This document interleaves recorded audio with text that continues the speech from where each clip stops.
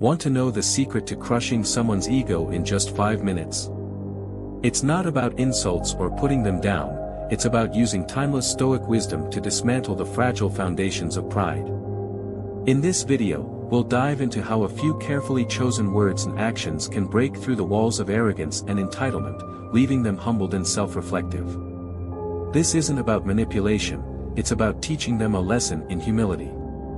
Get ready to learn the art of using Stoic principles to bring down an inflated ego, fast. Let's get started. Ego, in the psychological sense, refers to one's sense of self-importance or self-identity. It is the part of the mind that drives our sense of individuality, often leading us to view ourselves in opposition to others. In a more colloquial sense, we associate ego with arrogance, pride, and a sense of superiority over others. However, ego is not inherently negative, it serves as a mechanism through which we navigate our identities, desires, and interactions with the world. The issue arises when the ego becomes inflated, overriding reason and distorting our judgment. From a philosophical perspective, ego is an emotional response to the outside world. It reacts to the events, praise, and criticism we encounter, shaping our emotional landscape. When our identity is tethered too closely to external validation, be it in the form of praise, recognition, or wealth, the ego becomes fragile. It thrives on comparison and can be easily threatened by perceived threats to our image, status, or sense of self-worth. In the Stoic tradition, however, ego is seen as a source of potential turmoil. It creates a dependence on external circumstances, trapping us in a cycle of desire and frustration. The Stoics, through their teachings, encourage individuals to develop a deeper understanding of self that is not dependent on outside forces. This inner strength, free from ego's distortions, enables a life led by reason, virtue, and tranquility. Ego in Stoic philosophy. The Stoics, including key figures like Epictetus, Seneca, and Marcus Aurelius, emphasize that true happiness comes from within, not from external sources. The Stoic definition of happiness is not based on pleasure or the validation of others, but on virtue, living in harmony with nature and developing personal integrity. According to Stoicism, one's sense of self-worth should not be based on fleeting external factors, but on enduring internal virtues such as wisdom, justice, courage, and temperance. In his meditations, Marcus Aurelius often reflects on the transient nature of external achievements and the futility of clinging to them. He emphasizes the importance of recognizing our interconnectedness with others and living in accordance with our rational nature, not the whims of ego. What is not good for the beehive, he writes, cannot be good for the bee. This insight reveals that ego, when unchecked, disrupts our unity with the world and our purpose in it. The Stoic goal is to transcend ego and embrace a life guided by wisdom and virtue. The dangers of ego. While ego can serve as a tool for self-awareness and self-preservation, it becomes problematic when it dominates our sense of self. An inflated ego can lead to emotional instability. When our sense of self-worth is overly dependent on external recognition, criticism, or success, we are vulnerable to emotional swings. Praise can inflate our ego to an unhealthy size, and criticism can deflate it, leaving us feeling diminished. Additionally, ego fosters divisiveness. It drives us to view others through the lens of competition, comparison, and judgment. We may find ourselves competing for recognition, trying to outdo those around us, or seeking validation through comparison. This constant need for affirmation from the outside world leads to a cycle of dissatisfaction and anxiety. The Stoics assert that the key to freedom lies not in the external world but in controlling our responses and perceptions. By learning to detach from the desires and opinions of others, we free ourselves from the grip of ego. The Stoic virtues. At the heart of Stoic philosophy are 4 cardinal virtues: wisdom, courage, justice, and temperance. These virtues form the foundation for overcoming ego and living a life of tranquility and fulfillment. Wisdom. Wisdom, in the Stoic sense, is the ability to understand the true nature of things and act in accordance with reason. It is the practice of seeing the world clearly, without the distortions of ego, fear, or desire. When we are wise, we know that our value does not depend on external things, and we focus on the cultivation of inner peace and rational action. Wisdom teaches us to recognize what is within our control and what is not. The Stoic sage, guided by wisdom, would never seek validation through external accomplishments because they know that true success lies in the development of their character. For example, when someone insults or criticizes us, a wise person is not rattled by the sting of pride. They understand that the words of others cannot harm them unless they allow them to. Wisdom teaches us to remain steadfast, focused on our own actions and responses, rather than being pulled by the tides of others' opinions. Courage. Courage, for the Stoic, is not just physical bravery but the moral fortitude to act in accordance with one's values, even in the face of difficulty. The ego often seeks comfort, approval, and safety, avoiding any challenge that might expose its vulnerabilities. Stoic courage, however, is the ability to act when faced with adversity or discomfort, knowing that virtue is the only true good. Courage allows us to face our fears, be it the fear of rejection, failure, or the loss of status. In dealing with ego, courage allows us to stand firm in our beliefs and values, even when they are at odds with the prevailing social norms or expectations. It is the courage to face the ego's challenges and to not let it dictate our actions. For instance, if a person reacts defensively or arrogantly in a conversation, courage gives us the strength to maintain composure and rise above the impulse to compete. Justice. Justice, for the Stoic, is not merely about legal matters, but about treating others with fairness, respect, and kindness. When we are driven by ego, we often see others as competitors or obstacles. The Stoic approach, however, is to recognize the shared humanity of all people and to act justly toward them, regardless of their status or position. Justice is an antidote to the ego's tendency to dominate and control others.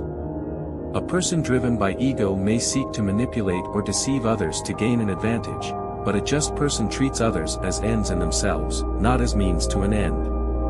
Justice also requires us to be fair with ourselves, accepting our own faults and weaknesses without judgment, and working toward improving our character. Temperance. Temperance, or self-control, is the Stoic practice of moderation. It is the ability to resist indulgence and excess in both material pleasures and emotional reactions. The ego often pushes us toward extremes, whether that be the overindulgence in luxury or the extreme emotional reactions that arise from pride or resentment. Temperance teaches us to find balance and to avoid being swept away by our desires or ego-driven impulses. By practicing temperance, we learn to regulate our emotional responses, especially when faced with situations that trigger our ego. For example, when we are praised excessively, temperance allows us to remain humble and not become overly inflated by the recognition. Similarly, when we are criticized, temperance helps us maintain our composure, ensuring that we do not let the criticism destroy our sense of self-worth. The dichotomy of control. The dichotomy of control is one of the central tenets of Stoicism and serves as a powerful tool for managing ego. It teaches us to distinguish between what we can control and what we cannot. When it comes to ego, this concept is essential. We cannot control other people's actions, thoughts, or behaviors, but we can control our responses to them. By recognizing that much of the external world is beyond our control, we are freed from the compulsion to manipulate or dominate others. We can choose to act with virtue, regardless of external outcomes. This allows us to be immune to the whims of praise or criticism, as we understand that our worth does not depend on the judgments of others. For instance, if someone criticizes us unfairly, we can acknowledge that their opinion is beyond our control, and we choose not to let it disturb our peace. In everyday life, applying the dichotomy of control means focusing only on what is within our ability to influence, our thoughts, behaviors, and reactions.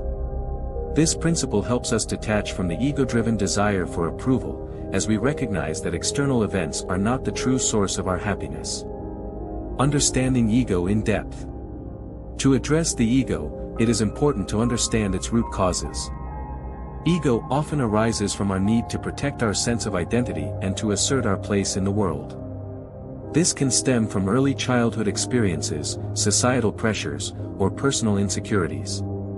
The ego reacts to external validation, such as praise or recognition, and seeks to bolster our self-image through comparison and competition.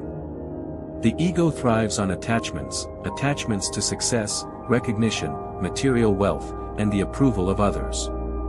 It resists change and perceives challenges as threats to its survival. When confronted with failure or rejection, the ego becomes defensive, often reacting with anger, resentment, or pride. The ego's relationship with fear. One of the strongest drivers of ego is fear. Fear of inadequacy, failure, or loss triggers the ego to inflate itself as a form of self-protection. For example, when we are afraid of failure, our ego reacts by claiming superiority to avoid feeling vulnerable. The ego seeks validation to mask its underlying fear and insecurity. The Stoics teach that fear is based on an irrational attachment to outcomes. By practicing detachment and recognizing that only our internal responses are within our control, we can mitigate the influence of fear on our ego. When we stop fearing judgment and failure, we release the grip that ego holds over us. The role of ego in modern society. In today's world, ego is constantly fueled by social media, the pursuit of status, and the obsession with wealth and fame. Society often equates success with external markers, such as career accomplishments, possessions, or popularity. This leads to a culture where ego thrives on comparison, competition, and the desire to be better than others. However, Stoic wisdom urges us to recognize the transient nature of these external measures of success. Material wealth, social status, and public recognition are fleeting. The Stoic way is to cultivate internal virtues that are not dependent on society's ever-changing standards. By shifting our focus inward, we free ourselves from the destructive power of ego. One of the most powerful Stoic tools for managing ego is cognitive reframing, a process of changing the way we interpret events to prevent our ego from taking control. Cognitive reframing involves questioning automatic emotional responses and shifting our perspective to one that is more rational, grounded in Stoic teachings. For example, when someone criticizes us, the typical ego-driven response might be to feel insulted or defensive. Our ego tells us that we are being judged, which feels like a direct threat to our self-worth. However, through reframing, we can practice viewing the criticism as an opportunity for growth. Instead of seeing it as a personal attack, we can recognize that it might be a valuable piece of feedback. If the criticism is constructive, it offers insight that could lead to self-improvement. If it is unjust, we can remind ourselves that we cannot control others' opinions, and their judgment does not define us. The Stoic philosopher Epictetus advises us to remember that it is not things that disturb us, but our judgments about them. By reframing our perception of events, we prevent the ego from hijacking our emotional state. This practice requires continuous effort and mindfulness, but over time, it can significantly reduce the impact of ego-driven reactions. Self-reflection and journaling. The practice of self-reflection is central to Stoic philosophy. Marcus Aurelius, perhaps one of the most famous Stoic figures, kept a journal throughout his life. His meditations are a testament to the value of journaling in developing Stoic virtues. Reflecting on one's thoughts, actions, and motivations is an effective way to recognize and confront the ego. Stoic self-reflection involves taking time each day to examine how we acted, what we said, and why we did certain things. In particular, we reflect on moments where ego might have driven our actions. Did we react defensively when criticized? Did we become overly proud after receiving praise? Through self-reflection, we can identify these patterns and work to address them. Journaling is a simple but powerful tool that aids this process. In the morning, we can set an intention to practice humility, control, or wisdom throughout the day. In the evening, we reflect on our actions and responses.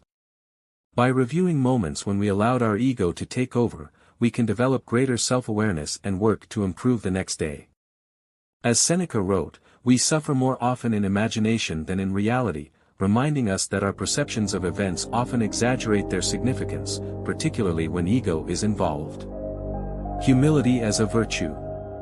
Humility is a cornerstone of Stoic wisdom and one of the most effective antidotes to an inflated ego. Humility involves recognizing our limitations, understanding that we are not superior to others, and accepting that we are part of a larger whole. The Stoics often remind us that external success, wealth, or status are fleeting, and that true greatness comes from the cultivation of inner virtues. A humble person is not concerned with accolades, power, or status. Instead, they are focused on living in alignment with nature and virtue. Humility involves recognizing that we are all fallible, and that even our best efforts are imperfect. By embracing humility, we prevent ego from dictating our behavior and interactions with others.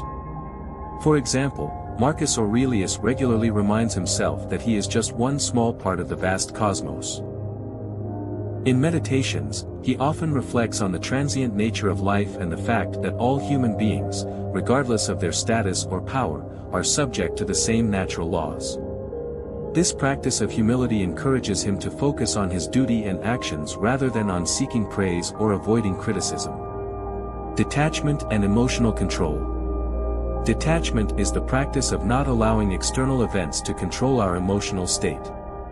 The Stoics teach that we should learn to separate ourselves from the events and outcomes that trigger our ego. Instead of becoming emotionally attached to success, failure, praise, or criticism, we focus on what is within our control, our reactions.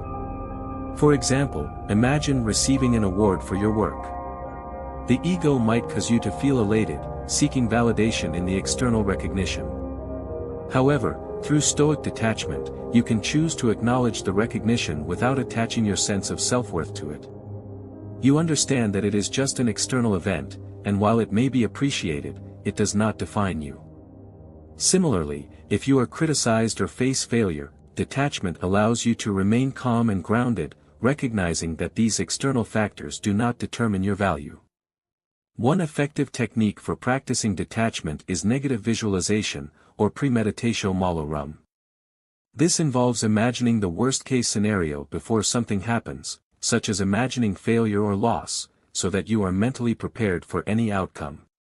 By doing this, you reduce the emotional impact of success or failure, as you have already mentally detached from the desire for specific outcomes. Silence and non-engagement. In situations where ego is at play, the Stoic practice of silence can be a powerful tool. Often, when ego is threatened, we feel the need to respond or defend ourselves. However, silence allows us to regain composure and avoid exacerbating the situation. Choosing not to engage in ego-driven conversations or arguments is a way to diffuse tensions and maintain emotional control. This practice is especially valuable in conflicts where ego and pride are involved.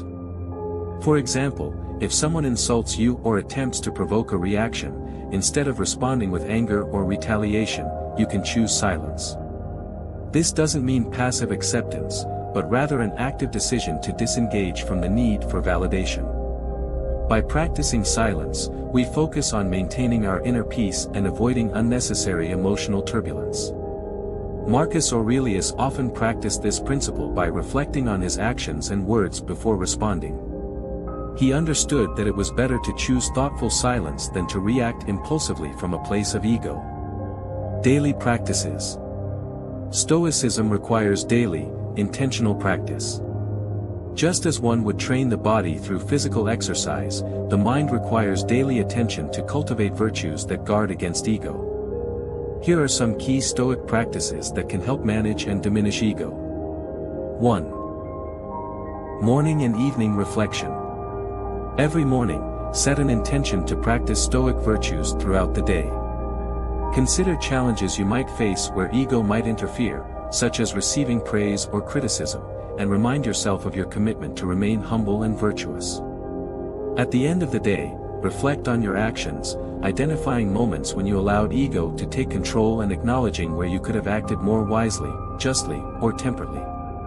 By setting clear intentions each day and reviewing your actions each night, you reinforce your commitment to living in accordance with Stoic principles. Over time, this habitual practice strengthens the resistance to ego-driven responses. 2. Role-playing, prosopon. The Stoics emphasized understanding other perspectives and developing empathy. Role-playing is an exercise in which you imagine yourself as someone else,